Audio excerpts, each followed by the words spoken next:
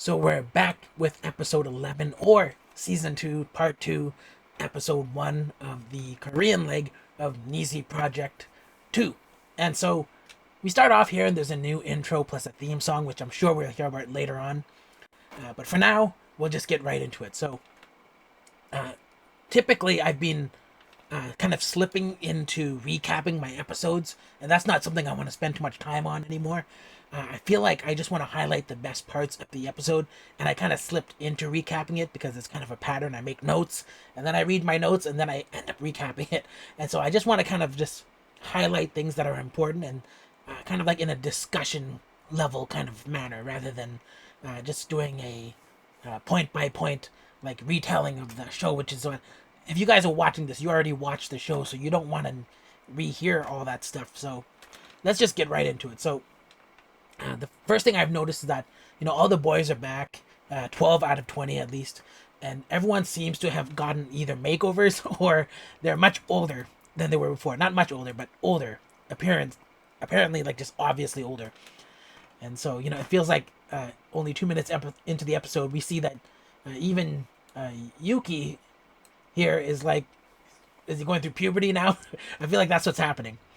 And so the JYP trainees basically welcome the Japanese trainees, and they're all Japanese, but they welcome them to Korea because they've already been training in Korea, and now they're welcoming the other five. And so that's how this goes. They just welcome here to the show, and then something else I noticed is that a little bit later on, you see here on the bus, and I've been kind of giving, I guess, Haru kind of a hard time about not being expressive around the other guys or being cold to them. But I noticed that there was almost a deliberate showing here of Haru being much more open to the Japanese trainees and non-JYP trainees. And I noticed that throughout the whole episode as well. Like there was at least 3 or 4 instances, and I don't know if people watch my show and take my criticism into account, but I feel like he's really turning it around. And so, I'm glad that I misread that or that it was corrected. Either way works for me, to be honest, because I like Haru. I like the way he looks. I feel like he could be like he's one of the best looking guys on the show, and so I feel like he should be there. But obviously, if you're gonna have a non-friendly nature, then I would point that out. But it seems like this is kind of old news now, because just based on how he's acting now, he's okay, and I'm okay with this. I'm cool with it, and I'm glad that it's kind of like something we can get past now, because I've been talking about it for maybe like 2 or 3 episodes now, and it's just kind of based on a vibe check I had. But now it seems like for some reason or another, they're emphasizing his reactions a bit more, and he seems like really way more friendly. But I already kind of knew he was friendly because of how he worked with you on his team that one time, and so it was kind of like I was just kind of trying to sort out that discrepancy that we were not seeing all of him on the show. Now it seems that we are, and so the people at home, if they felt it all like I did, they're getting on board with this now. And so the boys get to the JYP campus kind of studio building thing, and something I noticed after they introduced the dance and recording studios is in this show they seem to emphasize something about the organic foods cafeteria, and I don't know if they showed this on A2K, but I did notice that in terms of what they showed and how they showed it and how it looks, I feel like the JYP building seems different than on A2K. Is So I'm wondering, is it like 2 separate buildings or a different wing? Because I noticed that when he was talking to these guys, they just went into a room together and there was no Coliseum. Like they're all just in this studio, and so they didn't film it in the Coliseum like they did for A2K. A2K way more fancy in terms of like how they're presenting themselves. I don't know if there's a reason for that. Maybe they're just trying to put on a better show for the American audience. But that was something I did notice. So if this is part 2 now, part 2 season 2, and JYP is saying he wants to focus now on creating a team and checking out like each individual's teamwork synergy in addition to just their regular skills, which they kind of want to show them improving in. Another thing they show is the updated pendant. Of course, I can't remember the Nizi Project pendant and how it upgraded. Is it the same? I really don't recall. I know that this pendant overall is thicker than the one from Nizi Project, which is kind of like a more kind of like wireframey. So this one seems like I think it's 3D printed, or maybe they actually injection molded it to make it look like that.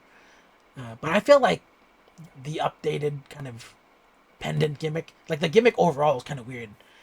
Because just reflecting on this, they don't have different colored stones, so at this point, you don't have to focus too much on them, and they just kind of like want you to collect all four. But at the end of the day, it's just kind of a pointless mechanic. It's kind of put in there just to make people kind of like, I guess, work towards something. But to be honest, the people on the show could give them all those pendants wherever they want if they just liked them, and that's what they end up doing at the end, anyways. Other than that, the pendant is huge as hell. So they did mention something about the mechanics other than the pendants and how you need all the cubes, and that's that if you get to the bottom two twice in a row, uh, it results in your elimination, and that's the same thing that happened in A2K. Overall, not about skill, but attitude and mindset as well. And so the whole like your potential thing still plays a part in this. And then later on, JYP also goes into his honesty speech. He gives this at every. I think he's been giving it since 16. I haven't watched any other reality shows other than 16, Nizi Project, and A2K now, and he's always given the same speech. So I do have a bingo card because I expected this early on. So oh, so this is the honesty speech marked off. Yeah, and then also I think well, I'll get back to it. I don't think there's anything else here. So we'll get back to the show. And then something funny kind of happened is that they showed JYP at a concert. Now this is not unheard of because I believe in the past they did show contestants on the show backstage at one of JYP's concert. I can't remember if it was 16 or Nizi Project, but they did show the girls were able to come on stage with them, whereas this time the boys were just able to watch and they weren't able to come on stage. But I just thought that was kind of funny because the emphasis on this show is kind of like it was more on JYP rather than talking about the boys or their opinions, because it just shows the boys are like, oh, this is amazing. But like typically what you would want to show is interview saying, wow, watching him work so hard on stage and doing this and capturing the audience, that's really like, it shows how they motivates them or how it inspires them. They didn't really show that this time. It kind of just had JYP talking about how I do all this because of my fans and I owe it to them. That was basically the gist of this segment, and it was kind of long, and so it was kind of a weird insert for a show that's like only an hour.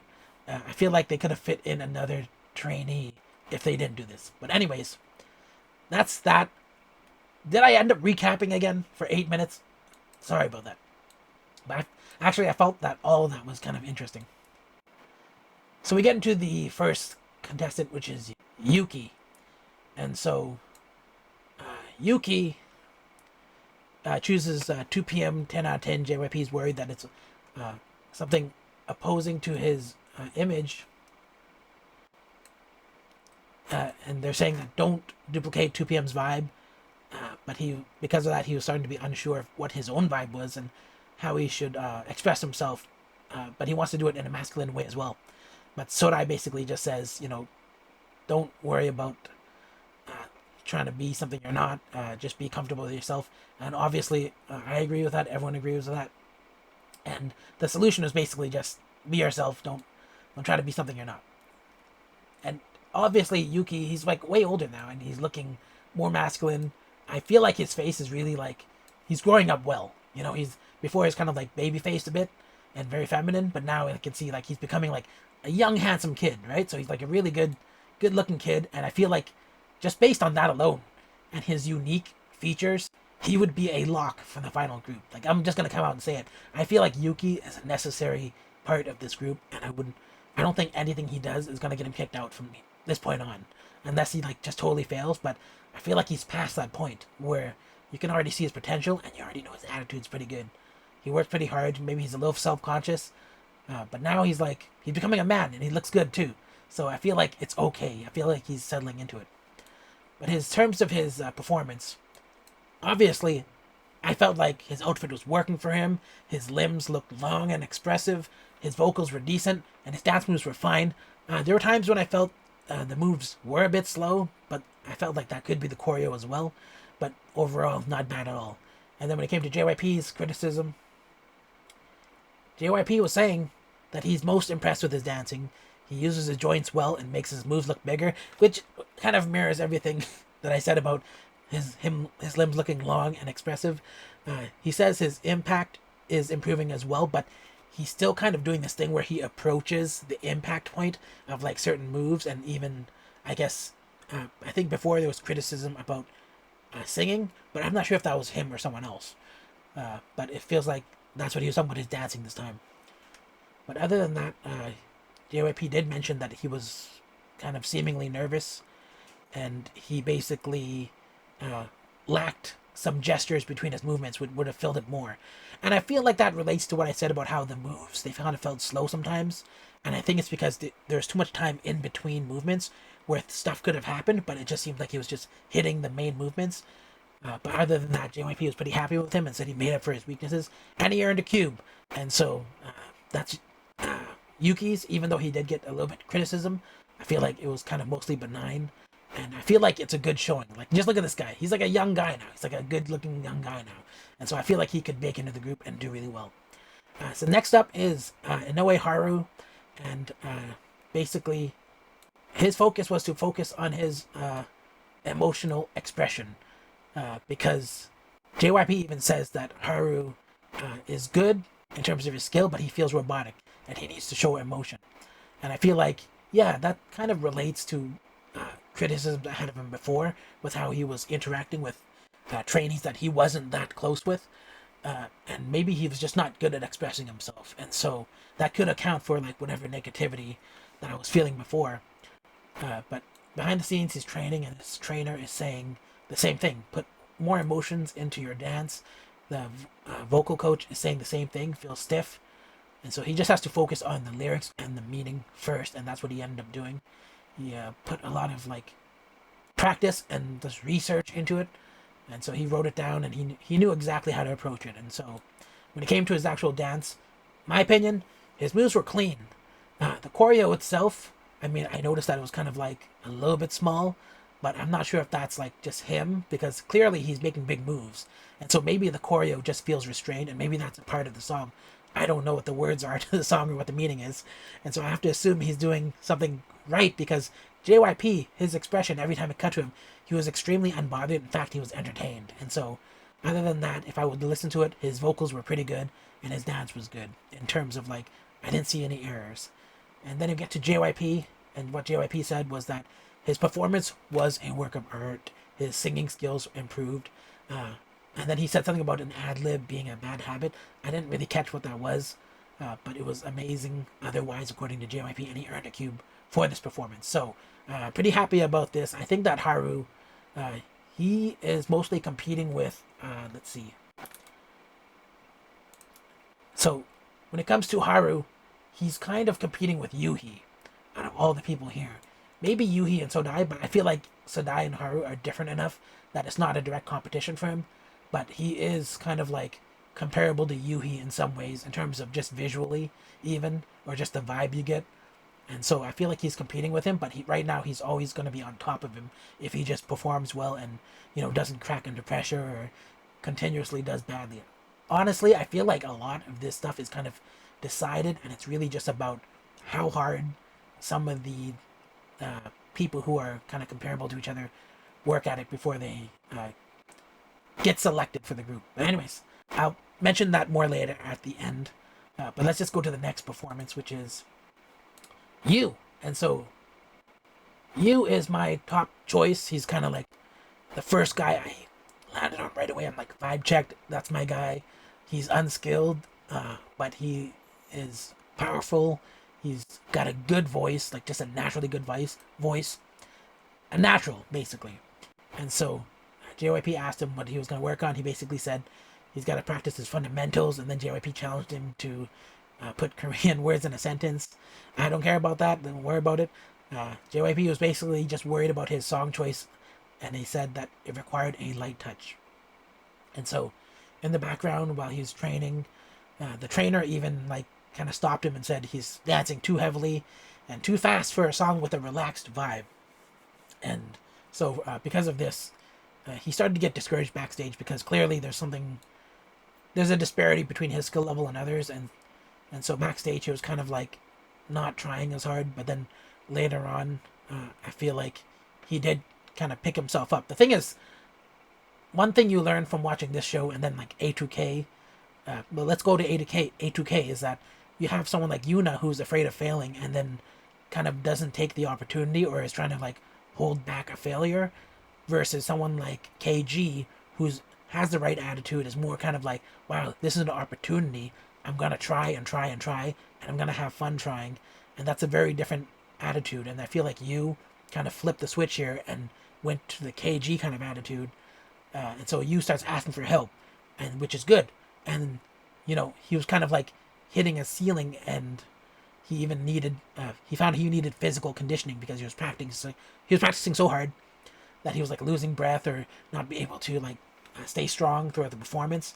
And so he started like working on that as well. And so he used his time well, and he knew exactly what he needed to work on. And it's kind of funny because some people are like, wow, I'm tired, maybe I should rest. But he was like, oh, I'm tired, I need to condition my body so that I can actually do the performance. And so I like that he was taking a very strong approach to his improvement, and a very methodical one as well. He actually asked for help. And so it goes to his performance, and right away I feel like this was an impressive performance, and it was a show of strength and expression early out of the gate. Like he comes out, he does like a breakdance thing. He shows really strong facial expressions that we don't really see from him. Before he's kind of like, he seems like a guy who just coasts. Like he has a nice face, but in this one he's actually putting so much effort into his like how wide he makes his eyes and everything. And during the moves and during the practice, they were saying that you don't have to be relaxed for the song, and I feel like he wasn't hitting too hard. Now, personally, I like people hitting hard. I don't really care about like not being relaxed or something, or that issue. I feel like I always enjoy like someone like snapping their movements a little bit. But anyways, for them, they feel like they want to express the song deliberately in a relaxing way, make it seem and feel relaxed. He definitely looked that way, and even though he was like doing backflips, he was looking relaxed, and he was making a good kind of like a transition between like doing strong moves like backflips and then just like slowly like just rocking his body or something. And so his vocals were stable. His breakdancing was actually like really good. It's kind of strange how he can just like blend that all in and it looked good still. And so see, he's doing a flip here, and then he does breakdancing later on, and he did it in the beginning, and it was kind of like really good. Now JYP, he sees this and gives him an instant stone, and before he even says anything. And so JYP obviously was very impressed, and he said that also there was a point when Haru is vocally supportive of you, saying, wow, you did really good and stuff like that. And so I like how they're showing off what Haru is doing here as well. I feel like, I don't know if that's beneficial editing, but I feel like it's necessary because Haru's obviously like, I feel like he's a decent guy, I guess. So it's good that they showed that because he needs it if he is saying that stuff and they're not showing it. But maybe he's like, I feel like he's more relaxed now than he was before. Getting back to you, JYP could tell how much he practiced. JYP saw real and sincere effort from him, and he had the perfect vibe according to JYP. JYP said he made no mistakes vocally. I didn't really even focus on his vocals. I thought his vocals were stable. But I didn't notice that he wouldn't make any mistakes or not because I just feel like he has a good sounding voice regardless.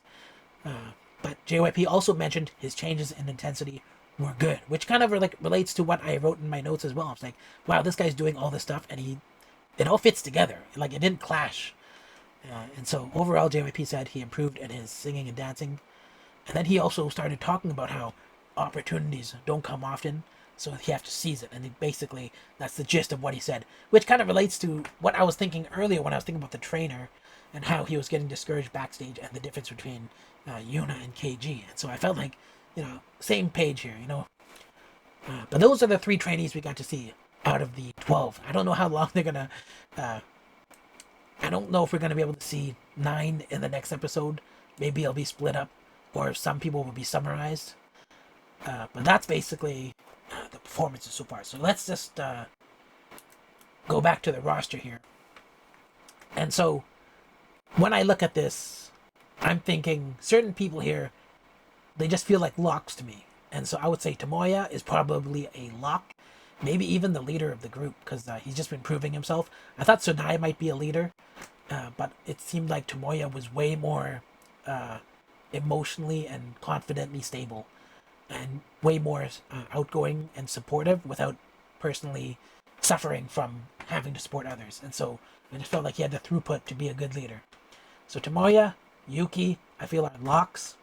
I feel like you and Sodai are also locks. Now, when it comes to other guys, I feel like Eiji and Miraku are kind of similar, but people are favoring Eiji over Miraku more, mainly because even JYP himself said Eiji is his reign of this season.